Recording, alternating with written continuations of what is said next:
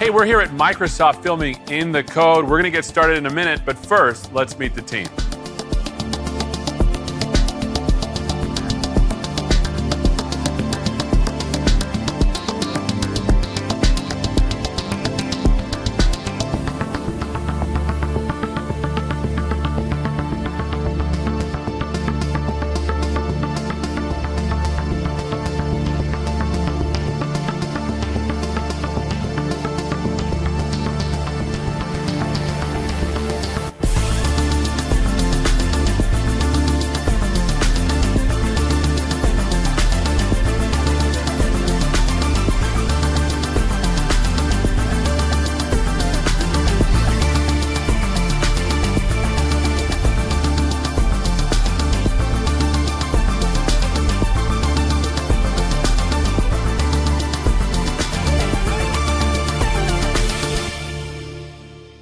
All right, welcome everybody. We're here at Microsoft. We're kicking 3 days off of building a really exciting application for a really wonderful client. About 3 years ago this month, Humanitarian Toolbox was an idea that we could help software developers give to charity effectively.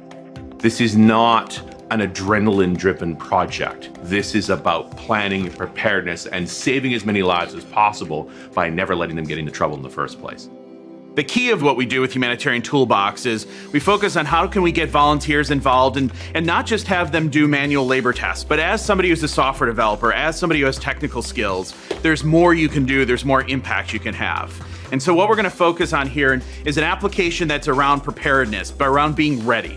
It just doesn't feel as sort of naturally good as when you, say, rush into a burning building and pull someone out. But what you do when you prepare, what you do when you make someone ready, it's worth 15 to 30 times as much. So in effect, your hour of coding is gonna be worth 30 hours of someone preparing, which is gonna be worth 900 hours of someone responding. So there's a huge leverage value in what you're doing. I think a lot of people know about the American Red Cross, but don't know really all we do. So of course we go to a lot of disasters, and this is kind of what people know. They see these photos. What we're trying to do from a preparedness aspect is to kind of put the disaster response kind of component out of business, so to speak. We're trying to get smoke detectors into people's homes, who don't have them, and that's where this kind of app can come in to make getting this program working much more effectively. The reality is you're going to spend 3 days dedicating your time working on an application, something that's going to be carried forward by others. So this is your choice to be here and spend that time. So thank you. Let's get started. Let's write some code. Let's do it. The week prior to us getting together, I met with the PMs. We discussed what feature sets we wanted to highlight, what technologies we wanted to highlight. Doing any project in 3 days is a challenge. We had a client that knew what they wanted and they came to us and we talked about it for 3 days and planned it for probably 5 days. And then we came in today and we actually started coding on it. I really believe in the journey that we're taking here. We obviously can't be the owners of the whole journey end to end, but we can be partners with Humanitarian Toolbox to start the journey, start this adventure, and hopefully everybody wins at that point. With any application, we have the database, or where you store your data. In the middle, we have our web API that serves the data from the database to the ASP.NET application, as well as the Apache Cordova mobile application. Everything is down here in SQL Server. And what we're doing on top of SQL Server, mostly inside of the web API tier, is that we have EF. And we're actually using EF to pull the database data out into the web API controllers. And then what we're doing is we're building out view models, and then those view models are actually serialized to JSON down to the Cordova app. And that's what's happening on the web API side. Where we're having one thing that we're going to need to do different than this is that we have this geo query that we're going to need to do. And the geo basically is going to have to use SQL's spatial functionality, because what we're going to do is we're going to say, given a latitude, longitude coordinate, and a size circle, we want to get back all the activities that happen to be inside that circle, so that if Pranav is looking for something in his neighborhood, which I think is uptown Seattle, he's going to want to basically stay within that area and be able to go to certain places. Downtown Seattle. Downtown Seattle? Yes. Is there a difference? Yes. What's uptown? The non-cooler part of it. The non-cooler part, okay. Okay, anyway, Seattle. So he wants to go around the cool part of Seattle. He doesn't want to get outside that cool zone. So he only wants to do activities in that cool zone, or his cool quotient's going to drop a little bit. Because we're going to have to do a spatial query against SQL, given 3 things: lat, long, distance. Get back everything inside that circle, and then that'll go this way, and then the Cordova app will display it, or the ASP.NET app will display it, depending on which client you're actually talking to at that time. So I'm going to hand it off to my homeboy Pranav, and he'll talk about the ASP.NET side of things. And I want to go code. So right, so this part of our site is basically based on ASP.NET 5. So like one of the biggest improvements in ASP.NET 5 over the previous version was we combined both the web API and the MVC pipeline controllers, routing into a single base class. So we basically have the same site where we can serve web pages and web APIs which can be consumed by the Cordova app. This ASP.NET 5 app is right now targeting .NET Framework 4.5.1. So as part of the site, we also want to allow users to log in. So a user is going to come to the site, then he's going to either have an option of logging in via Facebook or Twitter or like Microsoft account, and we can add more like Google if we wanted to. So that's sort of the overall umbrella of the ASP.NET 5 web app. I'm going to let you talk about the Cordova side of the house. I mean, basically, the hard work was already done by Brady and Pranav, so it's actually going to be the Cordova side. JSON is it's a great format for interchanging data on the web. So Cordova, being web-based, means that they just work pretty much out of the box. And we're using Ionic Framework actually, which is based on Angular, which also has really good support for displaying data based on JSON. So for us, it's going to be primarily just integrating with this piece right here, so we get authentication working on our end as well. And then for any activities you have signed up, you can pretty much see it in your Cordova app, and then have the 3 screens that we have work just fine. Now that we've taken a look at the architecture, let's take a peek at the user experience behind the application. Day one of building this really cool application, it feels like you can't just go into an application blind though. There's got to be some ideas that we had going in. You're absolutely right. We definitely want a kind of plan of action. And so for us as UXers, we wanted to get in touch with the customer as soon as possible, get an idea of what their challenges are and what we're focused on and helping them deliver. How fast do you go from talking about ideas to sketching to getting something to the customer and getting something back? How tight is that feedback? Well, when you have 3 days, you go very quickly. Sometimes it can take a little bit longer, but Red Cross and the Humanitarian Project has been awesome at knowing that we have only 3 days. So we're really kind of we throw out an idea. If it's not working, we move on. So let's talk about some of the stuff that you've already drawn, maybe to get a feeling for what this is going to look like eventually. Right. What we're focusing on is helping either volunteers or newcomers, or what we're calling visitors, figure out what activities are available in their area as quickly as possible. But that's pretty much what the landing page is about. We go on to the next page here. This is as if you were to search, or from the landing page you were to click see more activities in your area, you'd be brought to kind of a search results page. Again, we're keeping it simple here. We've decided to kind of pivot on this notion of location. This is really useful because as a developer, it gives you a really good sense for what we're storing it and how we need to surface this up. So right now we have 3 views, but the data a lot of it is shared across.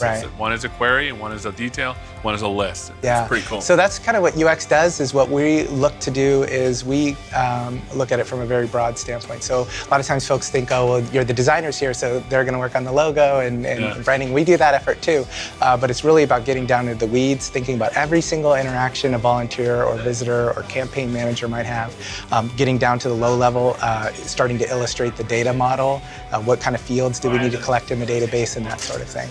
That's excellent. Well, thanks so much for spending time with us, and I guess we'll talk next time. Yeah. During filming, something happened that made us all reflect on what we were actually working on, and it became personal for all of us. Take a look. One of our teammates is remote, and today there was a tornado warning in his area, and he had to go down to the basement. I was engaged in working with the team, setting up the database, and I received a text message on my phone from my wife. We're under tornado warning, a tornado watch warning. We've got 15 minutes. So I took my other daughter to the basement, and I could still get on the wireless from there and on my phone, and we listened to the weather for the next 20 minutes, half hour. We're fortunate, 2 towns over is where the tornado actually hit, and and it sounds like they got hit pretty good. Going through that experience while I'm working on a product to help people who would recover from that experience really hit home with me, and it's something that it's almost it's a coincidence that I'll never forget. I think one I'm excited about is anything any dev would love to do, and that's doing what you do for the purpose of making the world better. And I know it sounds cheesy, but you don't get the opportunity to save babies that often, you know. And if we can actually like enable volunteers to save babies or to save folks, I think that's pretty hot.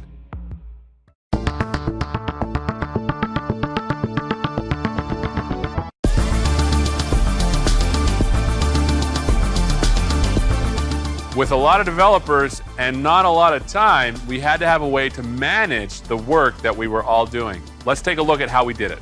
What we did is essentially created a Scrum template. We use Git as our source control. We created a bunch of, user stories. You can see right here. And then we split those user stories according to tasks that people are just going to pick up, self-assign, and then start working on them. As you can see here, it also allows you to do very nice Kanban boards that you can actually group by.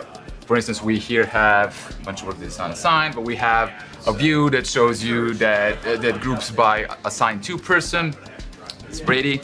Brady, Brady you lost some weight here. What's going on over here, dude? And I'm the first one that has a done column. Dude, you're not.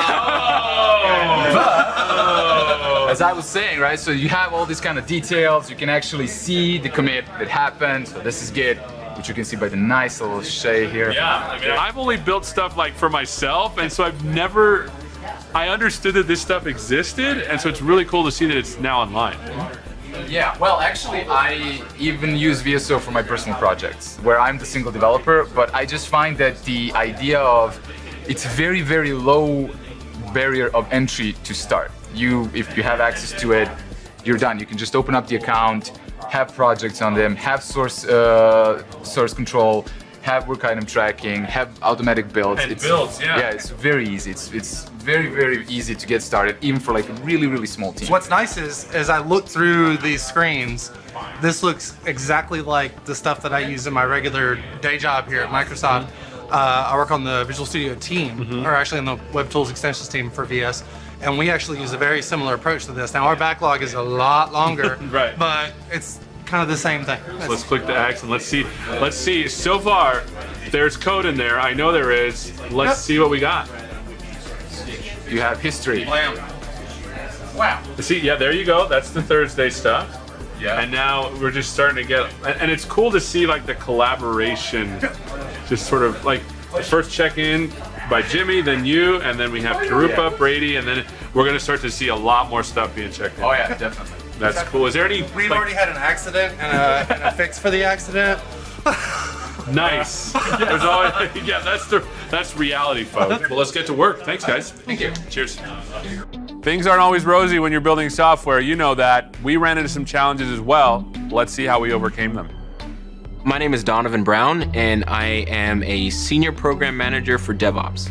Dimitri reached out to me and was telling me that there's this project that they're working on where they're trying to help a nonprofit. They called me over today a little early. I was supposed to come tomorrow, but he said, is there any way I could come over today because they were struggling with build? I was able to get that rectified for them really quick.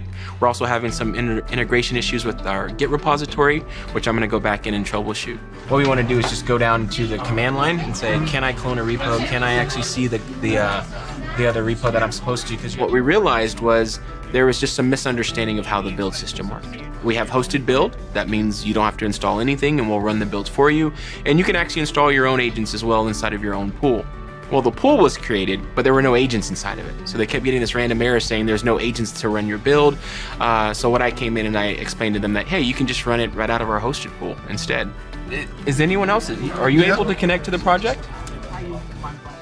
Because they're using some of the bleeding edge technology, that ended up not working quite as well either because those agents didn't have the necessary bits on them. And I actually stood up a build machine for them with the proper agent on it so that we could actually start running some builds. It's not saying there's no agent. It's saying that there's no agent that has the exact same demands that you have on this particular build. The bits we are using are very, very new, right? And what's really nice about our build system is that not only can we host a build server for you that can do 90% of the builds that you need, but you can stand up your own build server as well, because we can't anticipate all the tools you're going to want to use. I can then go back in and actually identify those tools as capabilities of this particular build agent. And then when I create my build definition, I get to put demands on my build definition saying, I demand that you have this version of this tool, or I demand that this tool at least be present. And our build system is able to look at the build definition and match your demands to the capabilities of your agent, regardless if they're hosted or one that you stood up yourself. It was great to have a real expert like Donovan show us how to use the tooling a little bit better. So what you have here is our dashboard. So as soon as you come into VSO, this is the first place you're going to land, and it gives you a heads-up display of all the information that's important to you as you start to monitor your project. As we put data in, we start to get this rich, nice data out. These charts are showing us data that the developers have been inputting in, work items, tasks, and those things. And as they start to complete them and as they start to take ownership of them, we start to be able to generate these particular charts. There's another way that you can actually see that from the work tab. Kanban is really hot now. We've actually added a Kanban board to this tool so that you can actually see how we're progressing visually. We also have the ability to set WIP limits. As you can see, we're well over at WIP limit here. So let's pause right there. I've never heard the term WIP limit. What does that mean? WIP limit stands for work in progress. Okay. So developers have a tendency, I'm a developer, I get bored with items, right? I'll work on it for about an hour, I have 2 hours left, but I'm bored with that and I'll go grab something else. So if you were to look at a traditional burn down, I'm burning lots of hours, but I'm not really getting anything done. So what a WIP limit will force developers to do is get something done before you take something else. This is more for your high level macro type of work. But when we are actually working as a developer, we're working on an individual sprint. We also have a board for them as well. This board is at the task level. So each of the developers can actually see who it's assigned to by their picture, how much effort is it working on that, and then we can actually move this stuff across the board as well. I think the cool thing here is that this is not like fake stuff. This is the stuff we're actually working on for this project. This is all real data, absolutely. And the more you use the tool, the more the tool can get you out of it. So tell us a little bit about the build and how you set that up and what it looks like here in VSO. Okay, great. So if we look at the anatomy of this build, our build system is drastically different from what it used to be. It used to be XAML based and now it's a task-based system. It really gives you the ability to add whatever steps you need to your build to be able to perform whatever task you need. What we had to figure out yesterday, because we were doing our Cordova app, was exactly what we needed that build agent to do. So we installed the necessary components using NPM, and then we ran a series of command lines to actually compile our application. So the long part for this one was just figuring out everything that we needed to do to get this built. And once we got this build working, this is actually what we call a CI build, and you can tell that from the trigger tab. By simply checking this box, every single time a developer commits changes, this build wakes up and builds itself to verify that the developer didn't break anything. And once we got that working, by going back to the home page, if it ever fails, this chart will tell us that it failed. That's and cool. Everyone will know. Absolutely. This is an application that has been instrumented in the past. Awesome. So eventually when this application gets deployed, we'll add application insights to this, and then we'll be able to see what kind of information, for example. Any information you want. You can even send your own custom telemetry to application insights. So let's say, for example, you just added a brand new feature. You can actually put markers in that feature letting us know when someone used it, what page they were on before they used it, and if we deploy it and no one's using it, maybe we go and put some more marketing behind that idea, and then we can go back in and verify, did that marketing actually increase the usage of that particular feature or not? That's awesome. I love seeing the way that VSO sort of takes you from idea to build to actually coding to build to know about your actual application. We are the only vendor on the planet that actually has everything that you need to build a DevOps pipeline. We take you, as you said, from the idea to actually monitoring that idea in production, because we can use this data to go back into our product backlog and make sure that what we deliver next is really going to add value to our users based on their actual usage, not on my guessing on what they're going to be using. Awesome. Well, thanks for spending some time with us. My pleasure. Thank you.